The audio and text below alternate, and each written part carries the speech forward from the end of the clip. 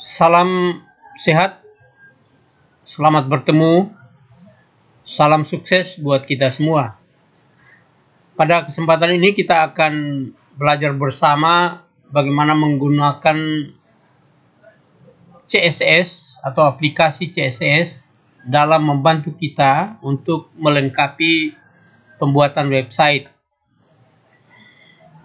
Pada kesempatan yang lalu kita sudah mempelajari bagaimana membuat website sederhana menggunakan HTML. Kali ini kita coba mempelajari atau menelusuri apa itu CSS. Sebagaimana pada kesempatan yang lalu, HTML itu biasanya atau digunakan untuk menyajikan konten dari website.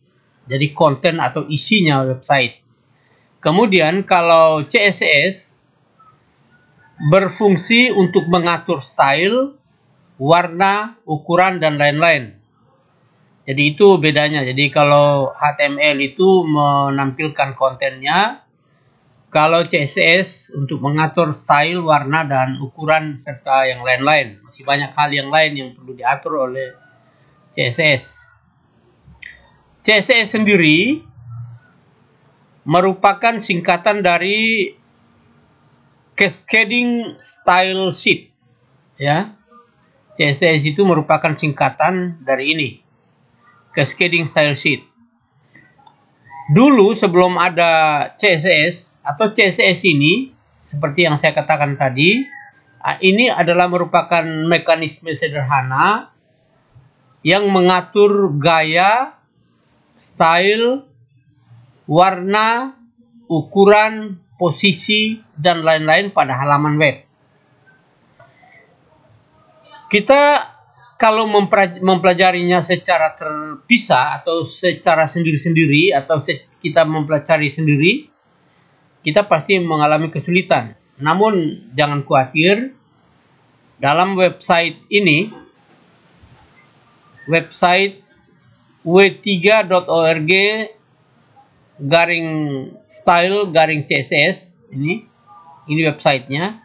Kita dapat mempelajari berbagai hal atau banyak hal yang berhubungan dengan CSS.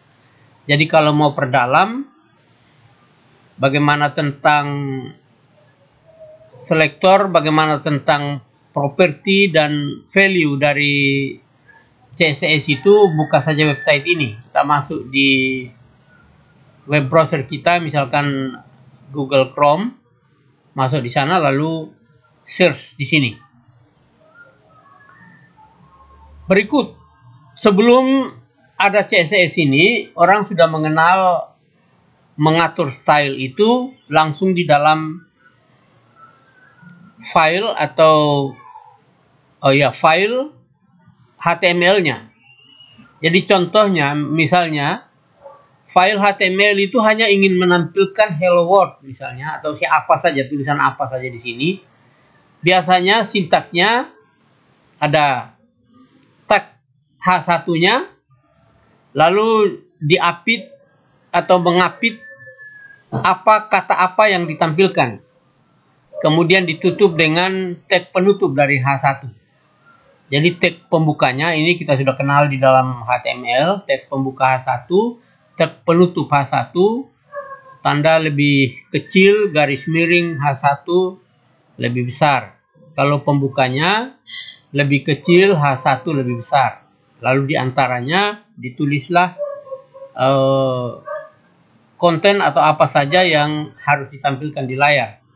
Lalu untuk mengatur ini, mengatur untuk center, semuanya ini diapit oleh center, ada tag center.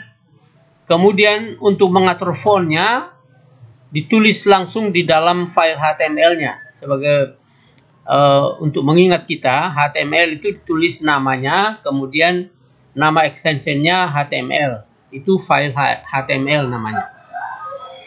Selanjutnya, yang ketiga, yang berikut. Sekarang dengan menggunakan CSS, ya, file CSS-nya sendiri dengan file HTML-nya dibuat terpisah, ya. ya dibuat terpisah antara HTML atau file HTML-nya dan file CSS-nya pada folder yang sama. Ingat, folder yang sama. Sebab kalau bukan folder yang sama, nanti kita harus menambahkan foldernya ketika kita link. Ya. Ini yang berikutnya. Contoh misalnya, file dengan CSS itu ada dua macam. Ya, HTML-nya sendiri misalnya untuk menampilkan kata hello world di HTML-nya hanya ditulis ini. Hanya hello world saja atau apa sajalah. Apa saja konten yang ditampilkan selain hello world, silakan dilatih sendiri, dicoba sendiri. Kemudian dalam file CSS-nya ditulis terpisah. Jadi misalkan ini H1-nya atau elemen H1-nya. Di sini elemen H1-nya diatur oleh CSS, ya. Dengan H1 tutup buka kurung kurawal, lalu di dalam kurung kurawal itu dituliskan sintak-sintak CSS-nya. Misalkan untuk font size ditulis misalnya 120 pixel, diakhiri dengan titik koma, kemudian font family atau apa istilahnya tipenya Arial, kemudian warnanya color titik 2 light blue atau biru muda, ya, light blue titik koma, kemudian teks align-nya center. Jadi nanti hello world ini ditulis di tengah-tengah layar, misalnya seperti itu. Ini file CSS-nya, kemudian file HTML-nya yang di atas tadi ini. Nah, bagaimana cara melingkan? Kalau ini ditampilkan, hasilnya adalah seperti ini di tengah layar. Kenapa? Karena diatur oleh CSS ini tadi, yaitu diatur di tengah teks align ini atau pengaturan teks ini ditulis center. Jadi biasanya ditulis seperti ini. Nah, kalau di dalam CSS ini namanya property, ya. Saya ulangi lagi, ini property, ini namanya value. Antara property dengan value dipisahkan oleh titik 2, ya. Jadi propertinya ini titik 2 nilainya atau value-nya, color-nya sebagai property dan light blue-nya sebagai value. Begitu juga dengan teks align-nya adalah property. Kalau yang H1-nya di dalam CSS itu disebut dengan selector. Ya. Jadi selector di dalam kurung property titik 2 value. Nanti kita lihat berikutnya. Nah, ini ditampilkan seperti ini. Lalu cascading style sheet atau CSS ini memiliki aturan-aturan. Ya, misalnya seperti ini tambahan, ini pengetahuan. Aturan yang digunakan untuk menampilkan elemen tag HTML, yang pertama. Yang kedua, dibuat terpisah dengan HTML. Yang berikut, bertujuan untuk memisahkan konten dan style. Yang berikut, satu file CSS dapat digunakan untuk banyak halaman website, asalkan dalam halaman HTML itu dilingkan dengan CSS yang kita sudah punya. Jadi kita simpan satu file CSS, lalu kita linkkan dalam dalam semua file-file HTML kita. Jadi itu kelebihannya. Sehingga kalau misalkan satu halaman HTML dapat terlihat berbeda jika menggunakan CSS yang berbeda. Itu kelebihan-kelebihannya kalau kita menggunakan CSS. Ya, jadi kita dapat memperdalam itu dalam website yang tadi saya tampilkan pertama. Ya, jadi CSS juga dapat digunakan dalam berbagai halaman. Ini contohnya seperti ini misalnya. Kita punya halaman web ada 3 misalnya. Contohnya ini.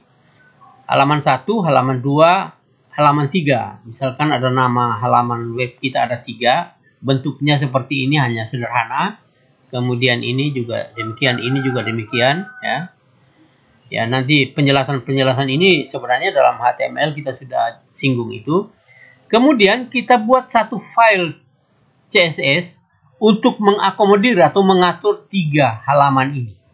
Jadi satu file CSS mengatur 3 buah halaman atau berapa saja, tergantung halaman kita, lalu kita linkkan dengan CSS-nya. Jadi halaman 1, halaman 2, halaman 3. Kemudian selanjutnya anatomi atau struktur CSS memiliki struktur. CSS ini memiliki struktur seperti ini. Seperti tadi saya sudah singgung, dalam penulisan CSS ada yang namanya selektor, ya, kemudian di dalam kurung kurawal properti dan value-nya dipisahkan oleh titik 2, lalu diakhiri dengan titik koma untuk menutupnya, lalu ditutup kurung kurawalnya. Ini anatomi atau strukturnya dari CSS. Jadi di dalam file CSS selektornya bisa banyak, propertinya juga tergantung yang dibutuhkan. Seperti itu. Kemudian sintak-sintak yang digunakan ini juga ada pengertian lain. Misalnya selektornya ini H1. Kemudian di dalam deklarasi ini dianggap deklarasi karena di dalamnya ada color sebagai properti 1, color sebagai properti pertama, kemudian value-nya. Kalau ada 2 deklarasi, misalkan ada 2 properti dan 2 nilai atau value, dipisahkan antara yang satu dengan yang lain dengan titik koma. Lalu propertinya dipisah lagi dengan titik 2 antara properti yang berikutnya dengan value, ya, dengan value-nya. Jadi penulisan-penulisan seperti ini. Nah, walaupun ini adalah pengembangan penulisan nanti, kita akan alami langsung di dalam web atau dalam pembuatan atau dalam prakteknya. Jadi contoh misalnya ini tadi selektor, color-nya adalah properti, blue-nya, ya, blue-nya adalah value. Jadi di sini H1 sebagai selektor, ini properti, ini value, ya. Jadi itu penjelasannya.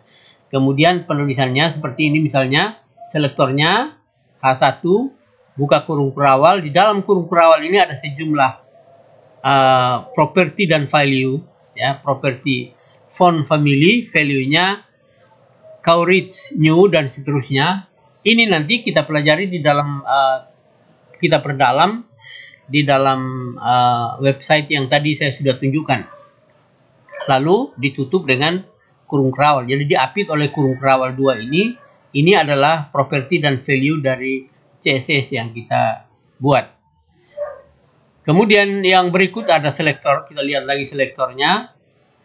Ya, selektor itu digunakan untuk memilih dan memanipulasi elemen spesifik pada HTML. Jadi ada tag-tag HTML itu dimanipulasi semua. Kemudian elemen HTML dipilih berdasarkan tag. Ya, kemudian ID, kelas, bahkan pattern atau pola.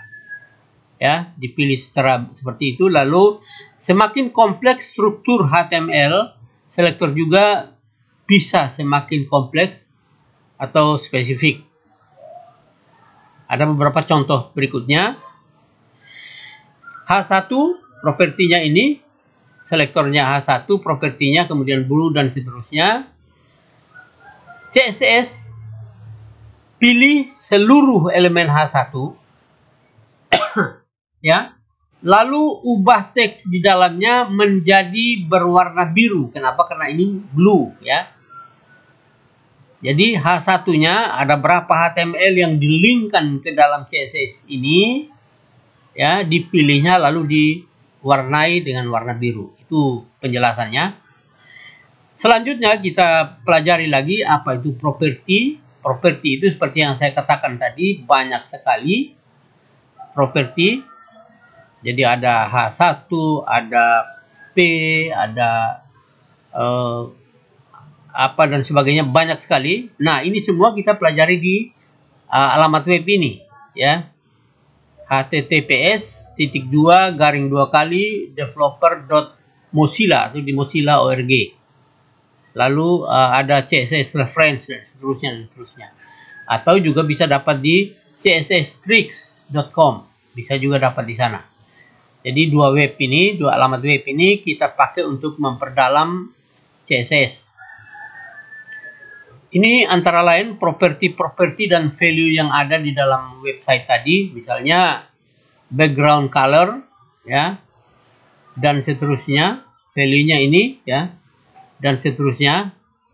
Jadi banyak sekali dalam website itu, silakan nanti diperdalam. Selanjutnya, menempatkan CSS dalam HTML. Ini penting ini. Ini ada 3 macam. Yang pertama namanya embed. Menulisnya style, ya, di dalam style, ya, langsung ditulis di dalam file yang sama. Kemudian yang berikut namanya inline, juga ditulis dalam file yang sama, namun yang inline ini tidak disarankan karena akan menimbulkan kesulitan. Dan yang ketiga adalah eksternal. Eksternal ini artinya file HTML-nya dengan file CSS-nya dipisah. Ini yang sangat penting atau yang disarankan kita gunakan dalam pembuatan website.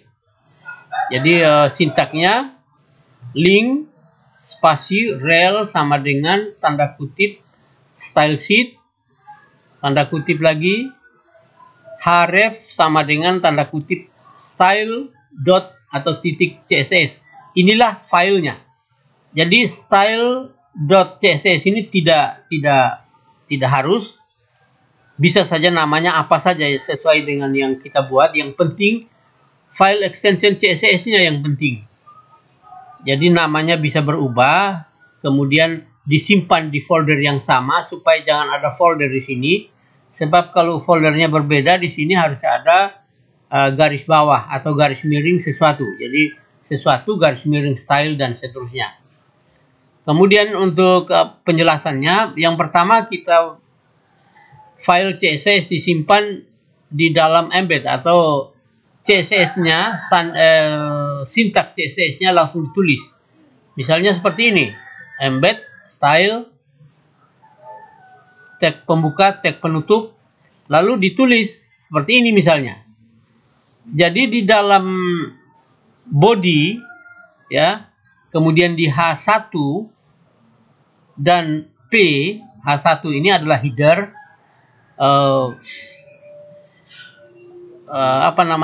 judul, ya, judul H1 ini judul pertama, judulnya ada 6. Kemudian P ini paragraf, masing-masing diatur sendiri-sendiri, ya. Jadi kalau dalam embed ini file CSS-nya ini paling tidak ini. Paling tidak, lalu disimpan dengan nama apa?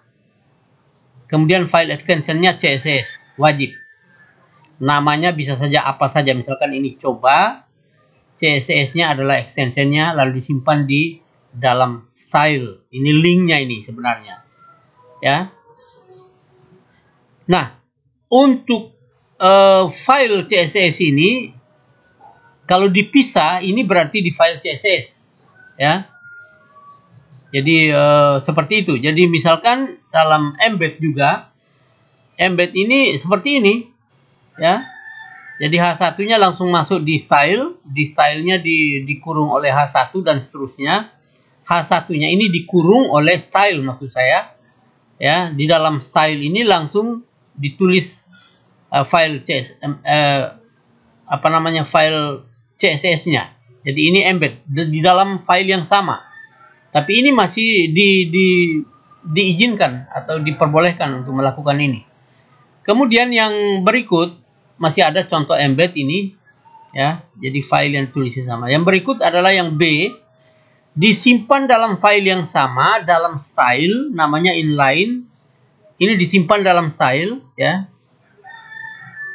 Ini sebaiknya jangan dilakukan karena akan mengganggu banyak hal dan tidak bisa digunakan untuk berbagai macam website.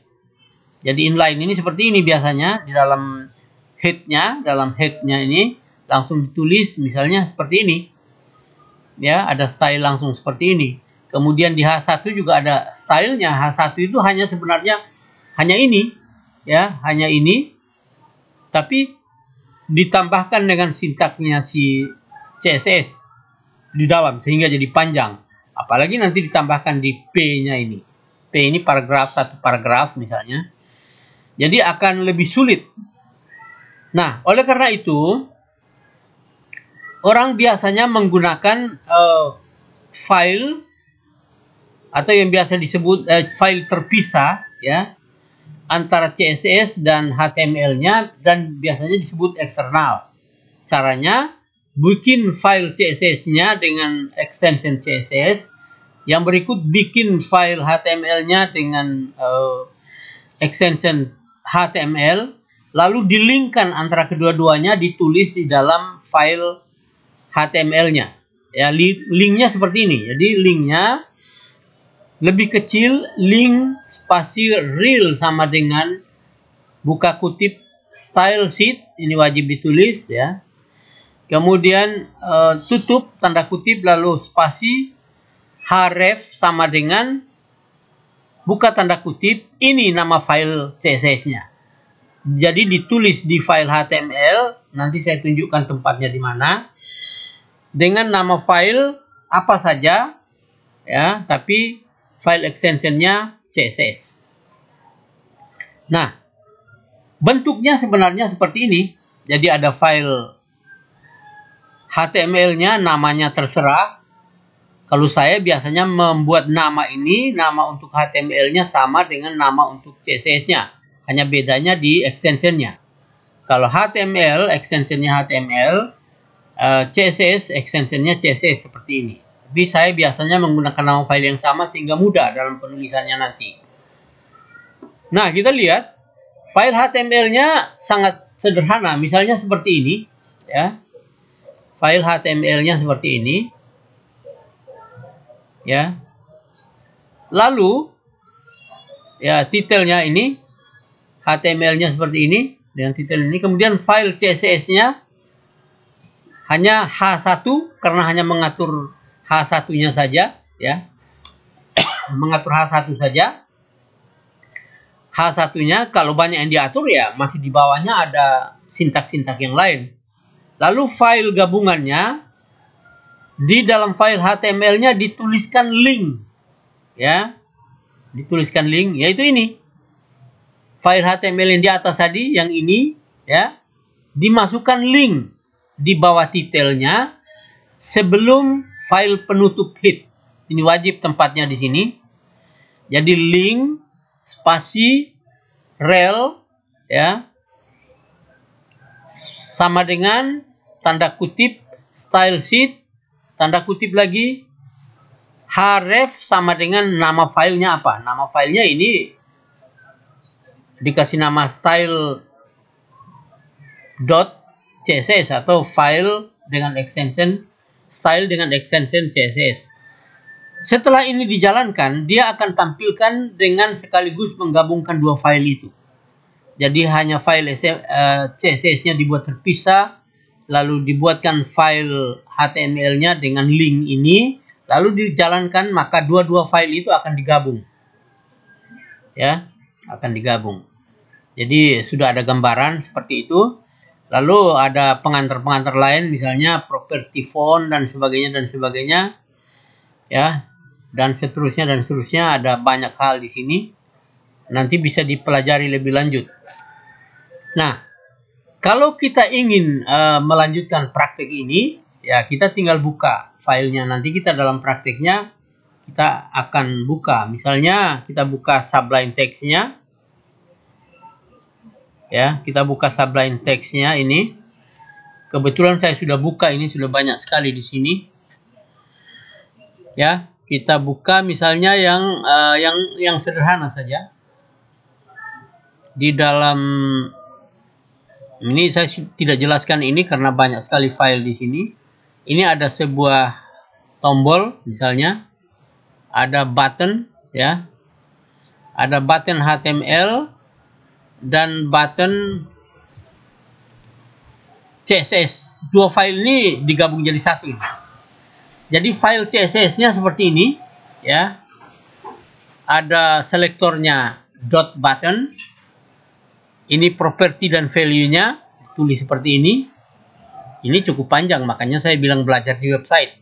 Kemudian ada button yang satu lagi, button dengan after, setelah button apa yang dibuat. Ini ada setting-settingnya seperti ini. Kemudian yang terakhir button aktif. Settingnya seperti ini. Nah, ini file CSS-nya terpisah dan diawali dengan selektor buka kurung kurawal, ya, lalu ditutup dengan kurung kurawal, ya. Jadi kurung kurawal ini masing-masing ditutup. Jadi tutupnya ini kurung kurawal yang pertama ini, tutupnya yang ini, kemudian yang kedua kurung kurawalnya tutupnya yang ini sudah diberi tanda. Yang ketiga tutupnya yang ini. Ini file CSS-nya hanya seperti itu. Ya, hanya seperti itu. Jadi artinya ini semua, ini selektor, kemudian position ini disebut dengan property, kemudian relative ini sama dengan value, dan seterusnya. Jadi antara property dengan value dipisah oleh tanda titik 2 dan seterusnya, lalu diakhiri dengan titik koma. Nah, itu penulisan atau sintak pada CSS. Lalu kita lihat button pada HTML-nya hanya singkat seperti ini, ya. Hanya singkat seperti ini pada HTML-nya. Lalu di sini ada link yang tadi saya sudah sampaikan. Ini link ini, ya. Link rel, spasi rel sama dengan, bisa ada spasi bisa tidak, sama dengan buka tanda kutip style sheet, lalu tutup tanda kutip, lalu type sama dengan, ya, bisa dipakai bisa tidak, kemudian teks CSS, kemudian href sama dengan button atau button CSS. Ini nama file CSS-nya. Jadi nama filenya button juga sama dengan file HTML-nya. Ini juga button HTML-nya. Lalu extensionnya CSS. Ini fungsinya untuk menghubungkan antara file ini, file kita HTML-nya, dengan file CSS yang tadi kita buat. Ini. Nah, setelah ini dijalankan, ya, cara menjalankannya seperti yang dahulu, seperti yang saya sampaikan. Kita setelah ini disimpan, ya disimpan dulu, karena saya sudah simpan, jadi saya tidak simpan lagi.